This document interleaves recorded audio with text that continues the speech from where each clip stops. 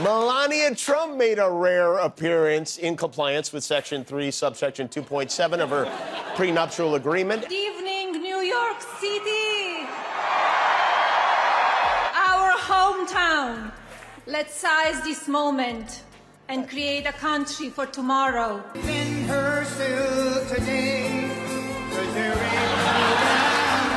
To me, there's nothing more beautiful than watching a man and his wife try not to smudge each other's bronzing cream, you know? Trump's face turned as orange as a traffic cone when he heard Kimmel's jokes about Melania. Can you guess which zinger made him lose it completely? Hint, it involves a book title that'll make you spit out your cuff. Stick around to find out why Trump's throwing a tantrum bigger than his ego. Before we move on, I'd like to ask you a small favor. If you appreciate this content, please take a second to like this video and subscribe to the channel. Over 98% of you watch the videos without subscribing. It costs you nothing, but it makes a huge difference to us. So, did you click the subscribe button? Great, thank you so much. Now, back to the video. Jimmy Kimmel's been poking fun at Trump for years, but his latest jokes about Melania really struck a nerve. The late night host has a long history of Trump-related comedy, from mocking his hair to joking about his tiny hands. But this time, Kimmel decided to aim his comedic arrows at Trump's better half, and boy did it ruffle some orange feathers. Kimmel's recent material focused on Melania's infamous, "I'm not really here, look." You know the one.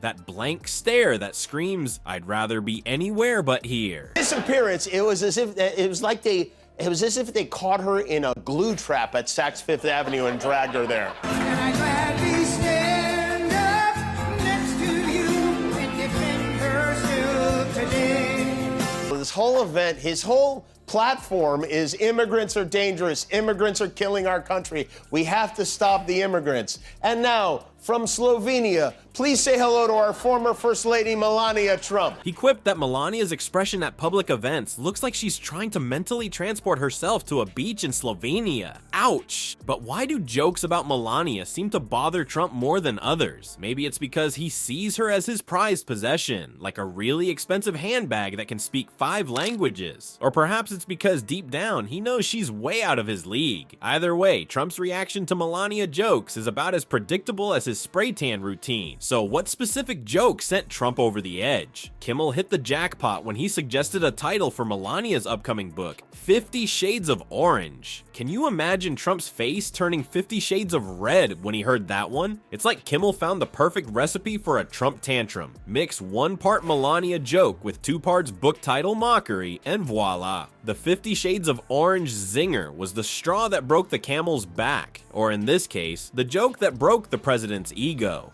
Trump's reaction was so over the top you'd think Kimmel had insulted his golf swing or his ability to drink water with one hand. But here's the kicker. Kimmel wasn't the only comedian in Trump's crosshairs. While the former president was busy steaming over Jimmy's jokes, another late night host was sharpening his comedic knives, ready to take a stab at the Trump marriage. Who could it be? Here's a hint. He's got a show on HBO and he's not afraid to drop a few F-bombs. Move over, Kimmel. There's a new comedy sheriff in town and he's got Trump in his crosshairs. Bill Maher's about to drop a truth bomb on the Trump marriage that'll make Melania's prenup look like child's play. Toss his boxy clown suits on the front lawn. Just tell him I'm leaving you and I'm taking our child. He would be stunned.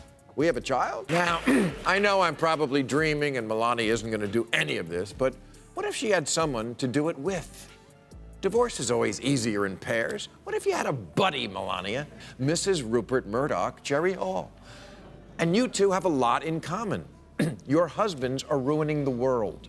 While Trump was busy throwing a fit over Kimmel's jokes, Bill Maher was cooking up a comedy roast hotter than Mar-a-Lago in August. Maher's no stranger to Trump takedowns. He's been hitting the orange man with zingers for years. But this time, Maher decided to crank it up a notch. He's not just making fun of Trump's hair or tiny hands anymore. Nope, he's going for the jugular, or should we say the wedding ring. Maher suggested that Melania should channel her inner Taylor Swift, but he wasn't talking about writing catchy breakup songs. He was hinting that maybe it's time for Melania to break up with the big man himself. Ouch! That's gotta hurt more than Trump's spray tan when it rains. But Maher didn't stop there. He kept poking at the Trump marriage like it was a weird-looking mole. He joked that Melania looks unhappier than a vegan at a steakhouse when she's with Trump. I mean, have you seen her face at public events? It screams, Get me out of here. Louder than Trump screams, fake news. I copied this list from Michelle Obama. Sometimes when I bounce light off my diamond, Donald's hair will chase it like a cat. I wish I knew why I have a recurring dream I'm pinned beneath a giant orange sack of shit. And if I could tell my younger self just one thing, it would be this. If you catch a leprechaun and he gives you one wish, be more specific.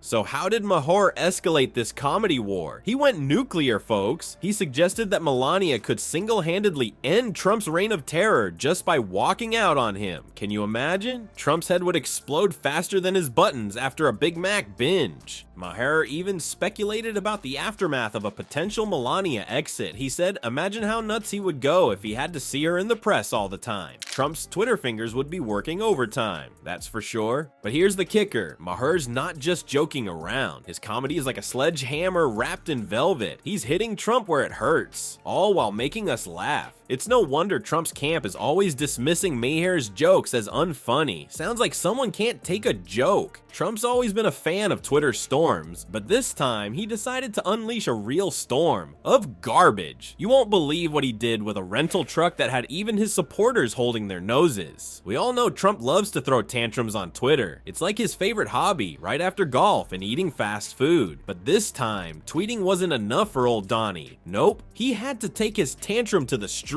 And boy, did he make a stink. It all started with a late night tweet storm. Trump was madder than a wet hen, calling America a garbage can. Real classy, right? But here's where it gets weird. Instead of just ranting online like usual, Trump decided to rent an actual garbage truck. Yep, you heard that right. The former president of the United States rented a smelly, noisy trash truck and slapped his name on it. Now you might be wondering, what was he thinking? Well, apparently Trump thought he could take out the trash and show those mean comedians who's boss. But let's be real, the only trash here was this ridiculous idea. It's like he took a page out of a toddler's How to Get Attention handbook. So picture this, Trump, probably wearing his too long red tie, driving around in a garbage truck with his name plastered on the side. It's like a weird parade float nobody asked for. And you know what? It backfired big time. Instead of making the comedians look bad, Trump just gave them a truckload of new material. Kimmel and Maher must have been rubbing their hands together with glee. I mean, can you imagine the jokes? Looks like Trump finally found his true calling. Or I guess he really is taking out the trash himself. The comedians didn't even have to try hard. Trump did all the work for them. But here's the kicker. While Trump was busy playing garbage man, something bigger was brewing. The comedy world was about to unite against him in a way we've never seen before. It's like Trump accidentally poked a comedy beehive and now the whole swarm was coming for him. From Twitter tirades to trash truck tantrums, Trump thought he'd seen it all. But he never saw this coming, a united front of late night laughs aimed right at his ego. How did one man's garbage stunt turn into comedy gold for an entire industry?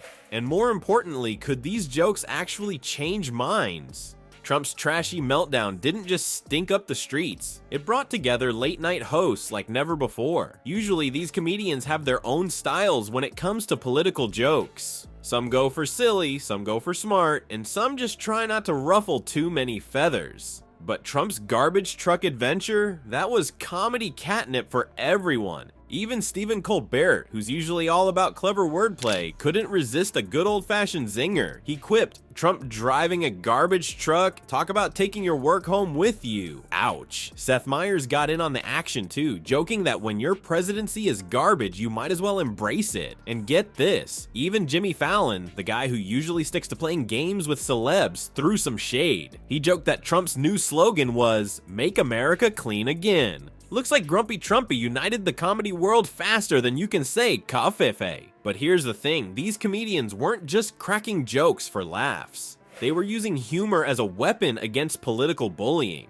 It's like they all decided to gang up on the school bully, but instead of fists, they're using punchlines. And it's not the first time comedy has been used to fight back against big shots in charge. Throughout history, comedians have been pointing out how ridiculous and fake powerful people can be. Bill Maher, the guy who's not afraid to drop an F-bomb or two, has been saying for years that humor is a powerful tool against authority. He thinks laughter can make people less scared of those in power, and you know what? He might be onto something. But here's the million-dollar question. Is all this joking around actually doing anything, or is it just making us laugh while the world burns? Well, hold on to your funny bones, folks, because studies show that political humor can actually shape people's opinions and get them more involved in politics. It's like the comedians are sneaking vegetables into our junk food. We're having fun, but we're also learning stuff.